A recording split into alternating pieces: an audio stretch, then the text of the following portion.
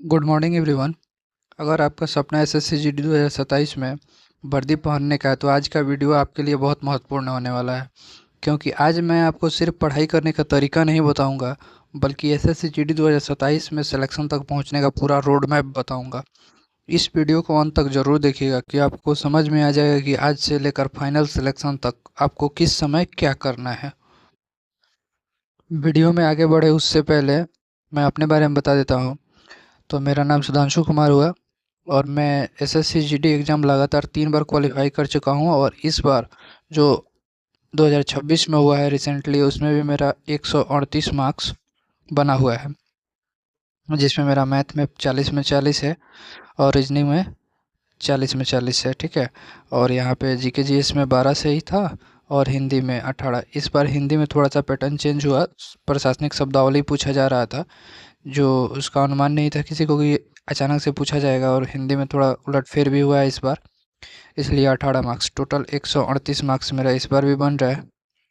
ठीक है। और मैं इस एग्ज़ाम को पर्सनली जब से दे रहा हूँ तब से क्रैक कर रहा हूँ। एक बार स्टार्टिंग जो एग्ज़ाम हुआ था उसको छोड़ दिया जाए तो, और उस एग्ज़ाम में मैंने जो गलती किया था उसको भी आपको लास्ट में बताऊंगा, इसलिए वीडियो में बने रहिएगा। सबसे पहले गोल तय करना है।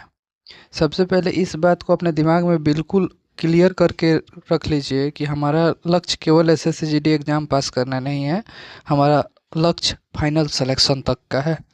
ठीक है। और फाइनल सिलेक्शन के लिए आपको रिटन एग्ज़ाम के साथ साथ फिजिकल पे भी ध्यान देना होगा। वो मैं बताऊंगा कि आपको फिजिकल पे ध्यान कब कैसे करना है। नेक्स्ट स्टेप है हमारा कंप्यूटर बेस्ड टेस्ट होता है, उसके बाद फिजिकल टेस्ट होता है, उसके बाद मेडिकल होता है, और फिर डॉक्यूमेंट वेरिफिकेशन होता है, और फाइनल सिलेक्शन होता है जिसमें मेरिट लिस्ट आता है। इसमें आपका नाम आ गया तो आपको सिलेक्शन हो गया। ठीक है।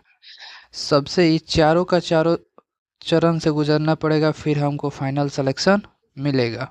रिटन एग्ज़ाम होता है, उसमें 4 मेजर सब्जेक्ट हैं। पहले मैथ होता है, फिर रीजनिंग, जीके जीएस, और हिंदी इंग्लिश में कोई एक आप सिलेक्ट कर सकते हैं।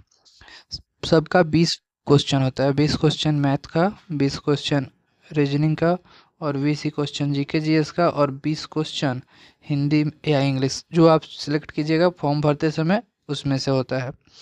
टोटल मिल करके 80 क्वेश्चन हुआ, और प्रत्येक क्वेश्चन के लिए 2 मार्क दिया जाता है सही क्वेश्चन के लिए, तो 160 मार्क्स का हो गया total question.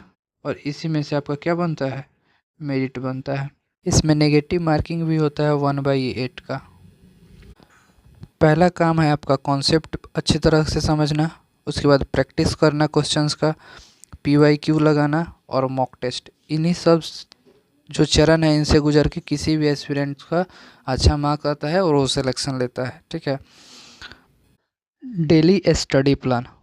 Daily study plan 1 घंटा आप मैथ को दीजिए, 1 घंटा रीजनिंग को, 1 घंटा हिंदी को, और 1 घंटा जीके जीएस, 1 घंटा पीवाईक्यू और मॉक टेस्ट। पीवाईक्यू और मॉक टेस्ट मोस्ट इम्पोर्टेंट है, और 30 मिनट रिवीजन।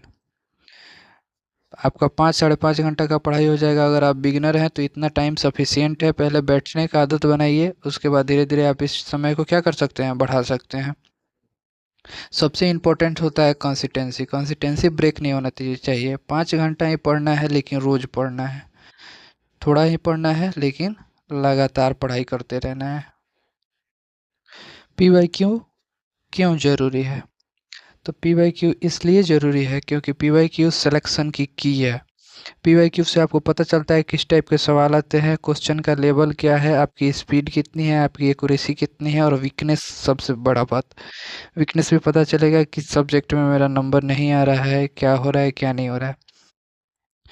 ठीक है। अगर आप प्रीवियस ईयर क्वेश्चन नहीं लगाना स्टार्ट किए हैं तो लगाना स्टार्ट कर दीजिए। RWA वाले पे भी, RWA का जो ऐप है उस पे भी प्रीवियस ईयर क्वेश्चन डाला जा रहा है, या टेक्स्ट बुक पे तो अवेलेबल है। और मैं इस चैनल पे भी कराने वाला हूँ पूरा सोल्यूशन। 2026 में जितने भी प्रश्न पूछे गए हैं एसएससी जीडी में उनका सोल्यूशन यहाँ पे इसी चैनल पे मैं कराने वाला हूँ। ठीक है। तो आप यहाँ से भी फॉलो कर सकते हैं और देख सकते हैं। और सबसे लास्ट में सबसे इम्पोर्टेंट होता है मॉक टेस्ट। मॉक टेस्ट लगाना। अगर आप फाइनल सिलेक्शन चाहते हैं तो मॉक टेस्ट को इग्नोर करके नहीं चला जा सकता है। जो भी सिलेक्शन जिनका भी होता है उनसे सबसे पहले उन लोगों ने कम से कम एग्ज़ाम तक 100 से ज़्यादा मॉक टेस्ट दे दिया होता है। तो मॉक टेस्ट इम्पोर्टेंट होता है। अगर आप शुरुआती दौर में शुरुआत कर रहे हैं पढ़ाई का, तो 1 से 2 मॉक हर वीक में आपको देना है। हर सप्ताह 1 से 2 मॉक दीजिए और यहाँ पे PYQ का मॉक दीजिए। यहाँ पे जो मॉक दीजिए वो PYQ का मॉक दीजिए। तैयारी के बीच में आप 2 से 3 मॉक कर सकते हैं बढ़ा करके, और एग्ज़ाम के करीब जब एग्ज़ाम पास में आ जाए, एग्ज़ाम का डेट, तो फुल मॉक आपको देना पड़ेगा, जो किसी भी कंपनी द्वारा बनाया जाता है। जैसे RWA भी प्रोवाइड करता है टेक्स्ट बुक। तो आप इन दोनों को फॉलो कर सकते हैं। सबसे ज़्यादा मॉक टेस्ट का एनालिसिस होता है। सिर्फ मार्क्स देखने के लिए मॉक टेस्ट नहीं देना चाहिए। मार्क्स तो कम बेस होते रहता है। सबसे इम्पोर्टेंट है कि कितना मेरा एक्यूरेसी रहा, किस क्वेश्चन, कौन सा क्वेश्चन मेरा गलत हुआ और कौन सा क्वेश्चन में ज़्यादा टाइम लगा। ये सब चीज़ पे आपको क्या करना होता है, ध्यान देना होता है। अगर क्वेश्चन गलत हुआ तो उसका एक कॉपी बनाया जाता है। जितना रॉन्ग क्वेश्चन होता है उसको एक कॉपी में नोट कर लिया जाता है। उसको उसी समय ख़त्म कर लिया जाता है कि अगर आगे फ्यूचर में उस टाइप का क्वेश्चन किसी भी मॉक में आए तो मुझसे गलत नहीं होना चाहिए। इस स्ट्रेटजी के साथ चलना चाहिए। अगर मॉक टेस्ट के बारे में आप डिटेल में कोई वीडियो चाहते हैं तो कमेंट करके बता दीजिएगा। इसमें मॉक टेस्ट पे भी हम एक वीडियो प्रॉपर अलग से बना देंगे। इस चैप्टर से कितना क्वेश्चन पूछा जाता है, अगर इसका भी वीडियो चाहते हैं तो कमेंट कर दीजिएगा, आपको वीडियो मिल जाएगा। वीडियो देखने के लिए आपको धन्यवाद। किसी भी प्रकार का कोई भी प्रॉब्लम हो आप वीडियो को कमेंट कर दीजिए, आपको ज़रूर रिप्लाई मिलेगा। धन्यवाद आप सभी का।